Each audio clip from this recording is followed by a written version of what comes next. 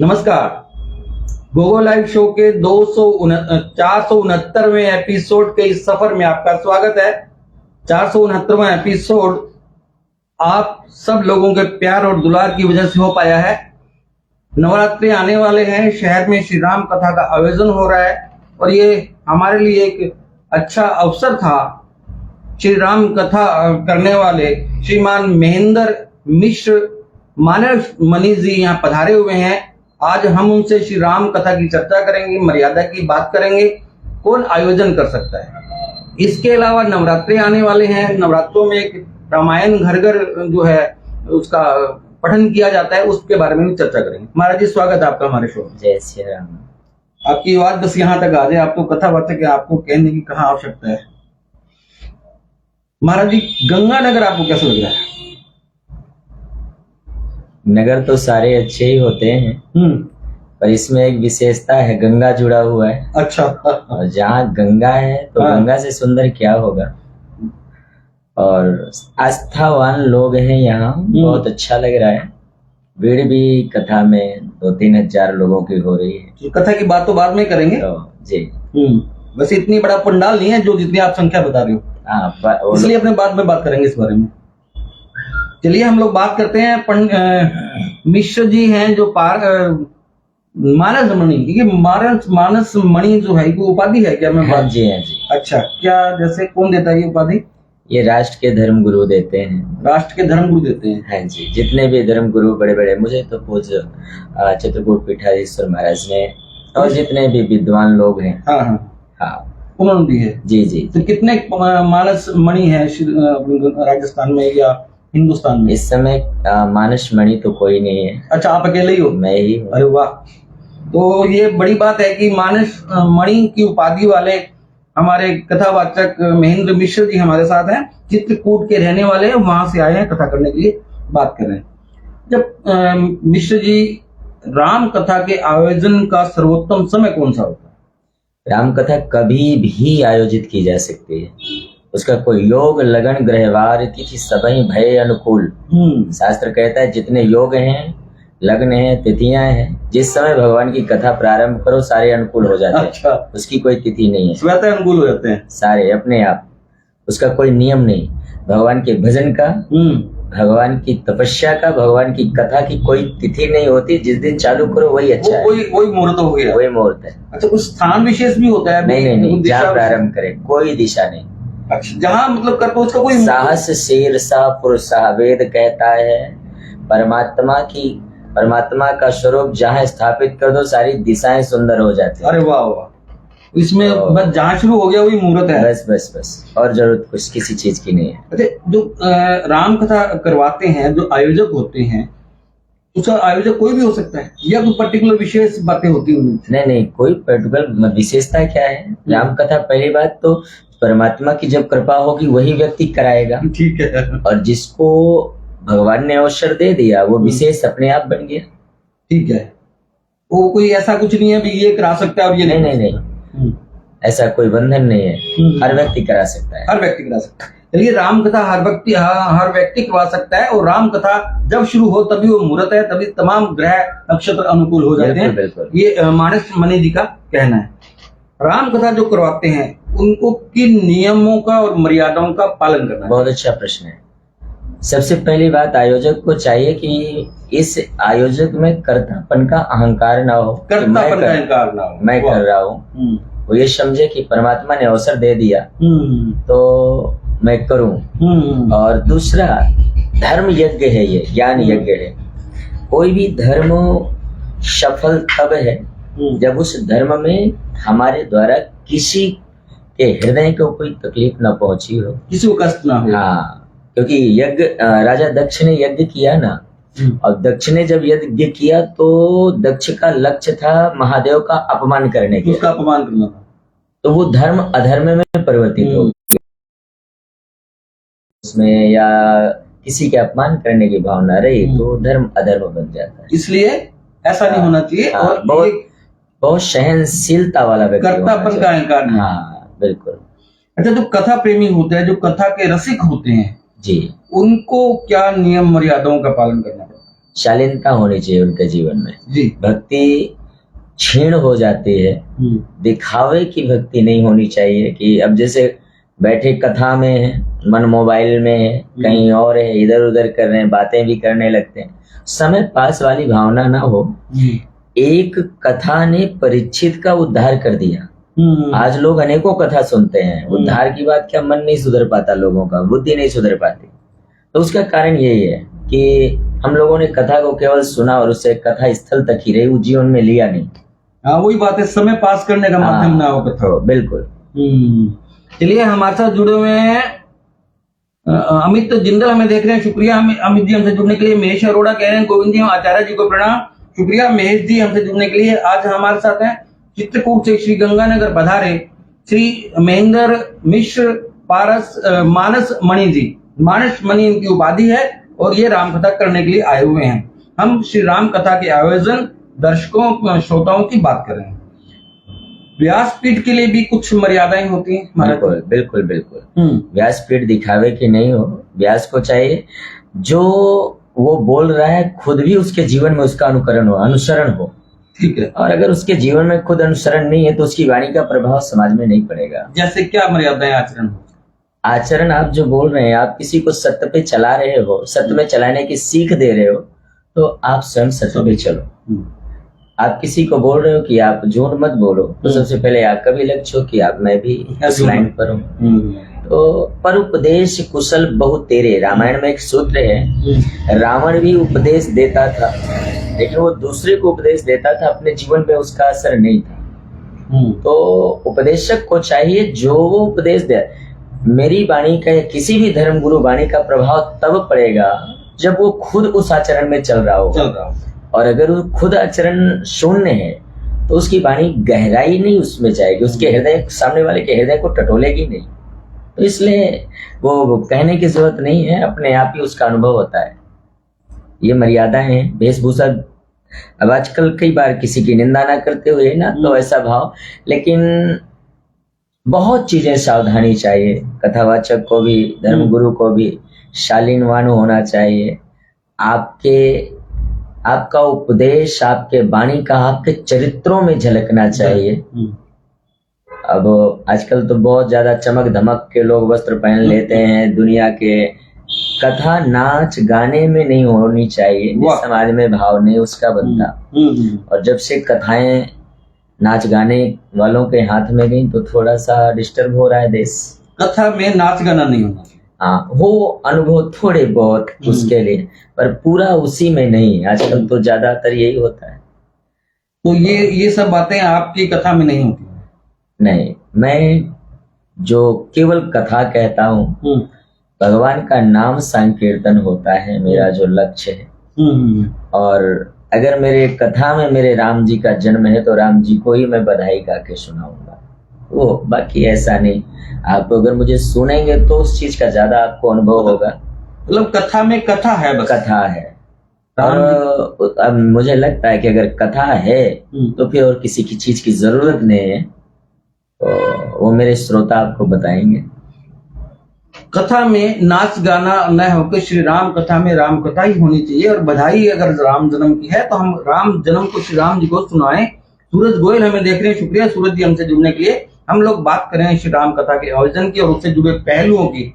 हमारे साथ हैं चित्रकूट से पधारे श्रीमान महेंद्र मिश्र मानस मणि जी। आप कितनी मर्यादाओं का पालन कर पाते हैं, क्योंकि संसारिक जीवन है ये? कोशिश तो होती है मर्यादाओं का, लेकिन जीव है। कभी कभी अपराध हो जाते होंगे तो राम जी जाने। जानते हुए अपराध नहीं करते, जानते हुए कोई मर्यादा उल्लंघन नहीं। बाकी जीव है, भगवान नहीं है। तो कोई अपराध हो भी जाता होगा तो वो मेरा ठाकुर जाने, मानवीय भूल होती है। हाँ, वो मेरा परमात्मा जाने। आप अपनी ओर से पूरी कोशिश? हाँ, पूरी। तो आयोजकों को भी कहते हैं कि आप बिल्कुल, मेरे श्रोता, मेरे आयोजक मक्खियों की तरह नहीं होते, परवाने होते हैं। उनको पता है कि मैंने अगर इन्हें बुलाया है तो मुझे किन मर्यादाओं का पालन करना है, तो पहले से तय हो, पहले से उनको पता है और वो उसी हिसाब से चलते। बिल्कुल। सोम भाटिया हमसे जुड़े हुए हैं, कह रहे हैं जय श्री राम। सोम भाटिया शुक्रिया हमसे जुड़ने के लिए। हम लोग बात करें श्री राम कथा के आयोजन की और हमारे साथ हैं परम पूज्य महेंद्र मिश्र जी, जो मानस मणि उपाधि से विभूषित हैं। सुनील अग्रवाल देख रहे हैं, जय हो प्रभु गोविंद जी को कार्यक्रम के लिए साधुवाद। शुक्रिया सुनील अग्रवाल जी हमसे जुड़ने के लिए। एक मिनट चित्रकूट में पहुंच जाते हैं। अपने चित्रकूट वही है ये जिसके बारे में रामचरितमानस और बिल्कुल बिल्कुल वही चित्रकूट है। भगवान श्री राम के वन यात्रा के 11.5 साल चित्रकूट में व्यतीत हुई। और चित्रकूट अयोध्या भगवान राम जी की केवल जन्मभूमि है जी, लेकिन हमारा चित्रकूट भगवान राम जी की कर्म भूमि है, भगवान राम जी की प्रण भूमि है और भगवान राम जी की श्रृंगार भूमि है। कर्म भूमि, प्रण भूमि, श्रृंगार भूमि। हाँ, क्योंकि भगवान राम जी ने चित्रकूट में आकर के प्रण लिया, निश्चरहीन करो मही भुज उठाए प्रणहीन। ठीक है, वहीं पर प्रण किया कि धरती को निशाचरों से हीन कर दूंगा। श्रृंगार भूमि है क्योंकि भगवान राम ने चित्रकूट में बैठ करके माँ जानकी का श्रृंगार किया, इंद्र का पुत्र मोहित हुआ जिसमें। और भगवान राम की तपोभूमि है। 12 वो कर्म भूमि तपोभूमि से जुड़ गई क्योंकि 12 वर्ष में प्रवेश किए। और किसी भी जीव की तपस्या की सीमा 12 वर्ष है। अगर वो एक लक्ष्य को पकड़ के 12 वर्ष साधना करता है तो सिद्ध हो जाता है। अरे वाह! तो भगवान राम ने मानव जीवन में दिखाया, चित्रकूट में 12 वर्ष रुक करके तप किया। कर्म भूमि, प्रण भूमि और श्रृंगार भूमि। जी, मेष अरोड़ा कह रहे हैं राम शब्द का राजनीतिकरण हो रहा है, आप कथा के माध्यम से क्या संदेश देना चाहिए? कैसे क्या हो रहा है? राम शब्द का, राम जी का राजनीतिकरण हो रहा है। राजनीतिक पर मेरा कोई विचार नहीं है क्योंकि मैं राजनीति का पुजारी नहीं हूँ, धर्म नीति का हूँ। और मुझे व्यास गादी मिली है तो मैं राजगादी वालों से हाथ जोड़ के दूर रहता हूँ। ठीक है, और व्यास गद्दी मिली है तो राजगद्दी वालों से दूर रहता हूँ मैं जो व्यास गद्दी मिली है, वास्तव में एक फिलोसफी की बात है कि व्यास गद्दी मिली है तो राजगद्दी क्या। चलिए आगे बढ़ते हैं। महेंद्र मिश्र जी से बात करें जो मानस मणि की उपाधि से विभूषित है। कथा से पहले एक शोभा यात्रा निकालते हैं, एक आयोजन देखने को मिलता है।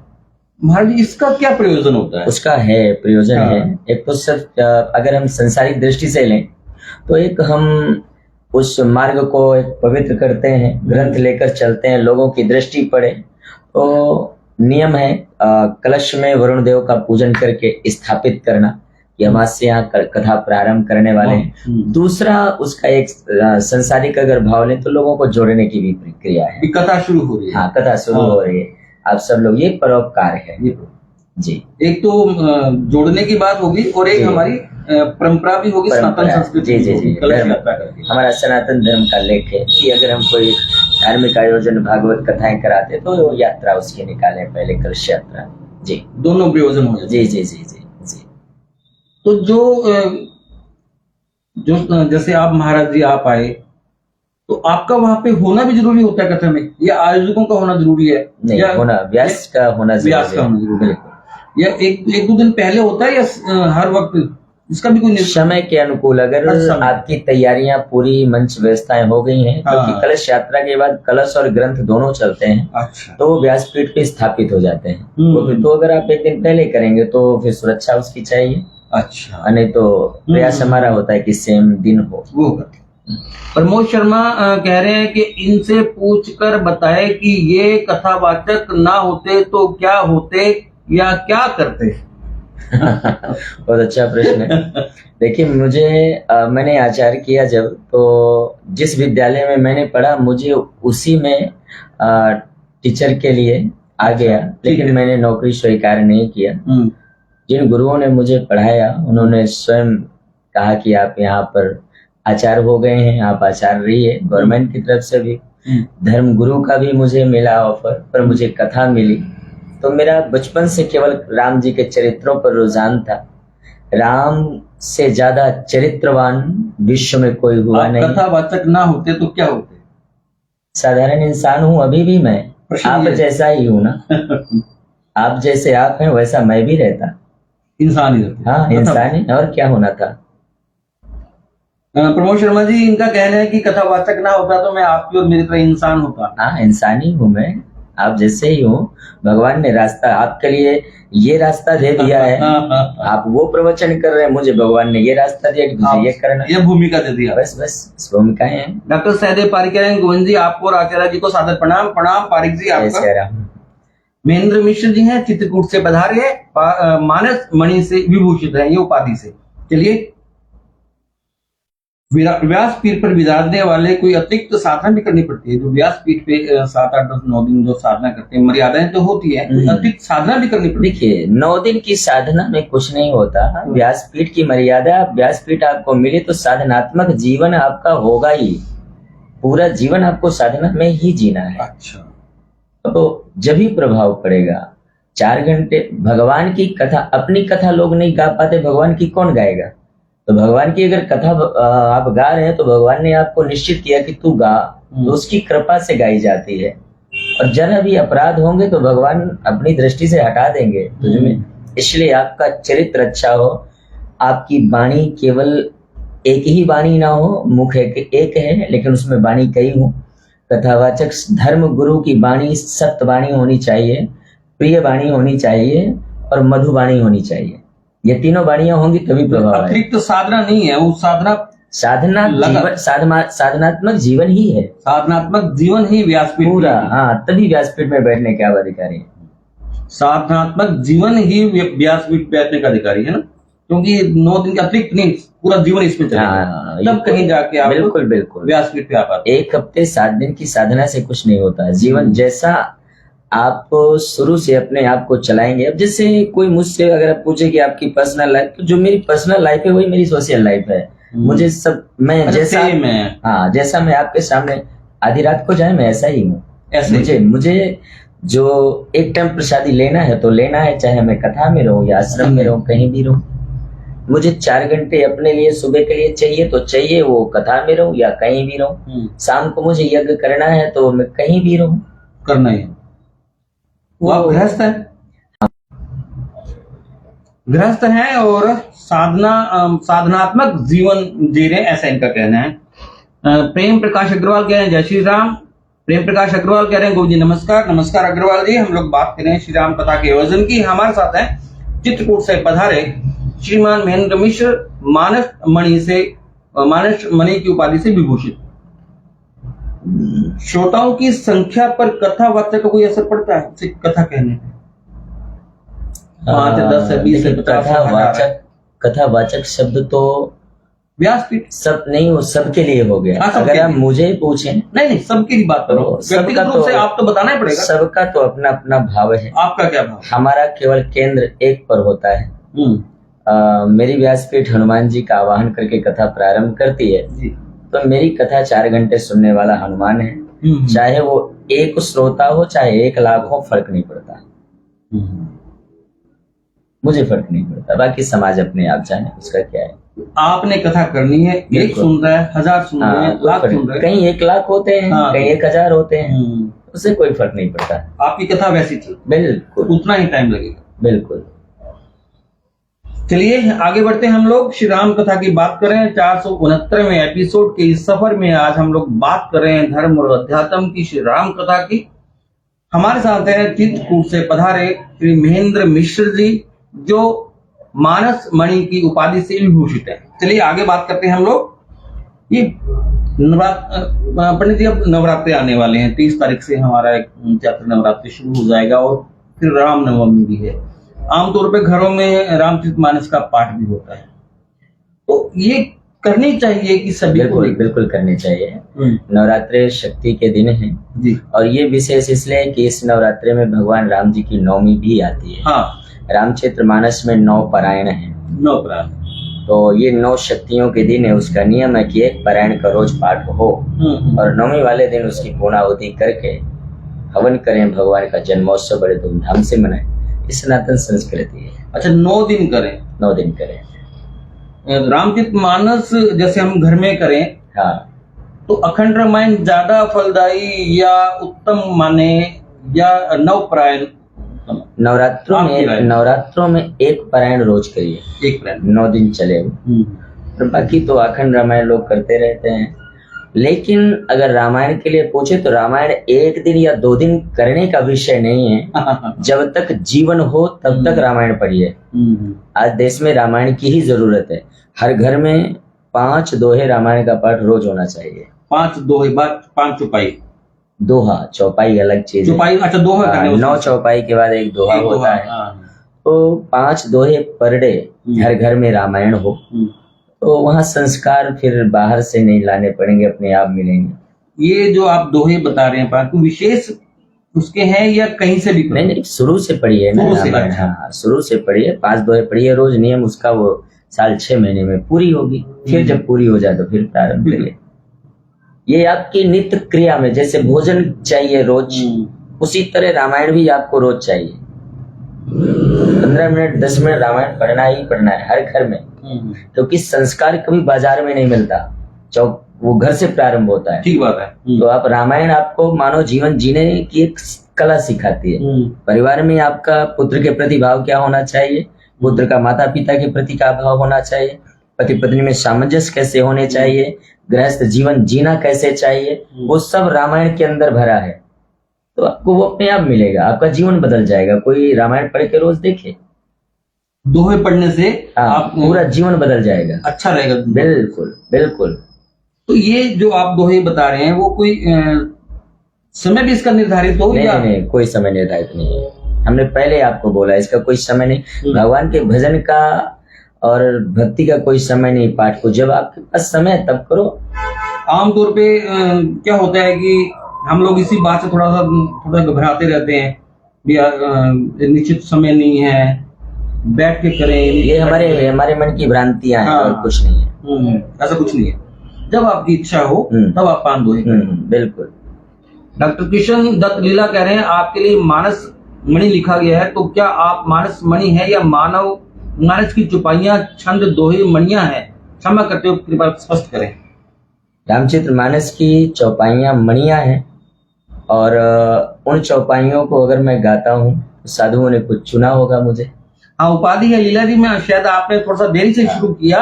मानस मणि इनको उपाधि मिली है वहां पे, इसलिए ये लगाते हैं, है ना जी? हाँ लीला जी, ये शायद आपने देरी से शुरू किया। मानस मणि इनकी उपाधि है। प्रमोद शर्मा कह रहे हैं कथावाचक कहते हैं मोह माया से दूर रहो, और यही बताने के लिए वो 8 लाख तो कोई 10 लाख रुपए ले जाते हैं, ऐसा क्यों? बहुत अच्छा प्रश्न है। देखिए, मोह माया से दूर करने का सबका भाव है, विद्वानों का भाव है। मोह माया पर अगर जाएंगे तो मोह माया कहते किसको है, पहले ये तो समझो आप। अगर कोई महापुरुष जिसका जीवन दूसरे के लिए है, दूसरे के लिए, जैसे महापुरुष अनाथ विद्यालय चला रहा है, कोई गौशाला चला रहा है, कोई सामाजिक कार्य कर रहा है, और अगर आपके धन को सदुपयोग करके वहां खर्च किया जा रहा है तो उसमें दोष नहीं है। अगर वो आपके धन से केवल अपना पालन कर रहा है तो उसका दोष है। हर एक 10-12 लोग हर एक विद्वान के साथ चलते हैं, महापुरुषों के साथ चलते हैं, उसमें बेचारे गृहस्थ वाले बच्चे भी हैं, उनकी जीविका भी है, जीविका भी उनकी उसकी जीविका तो देना पड़ेगा आप।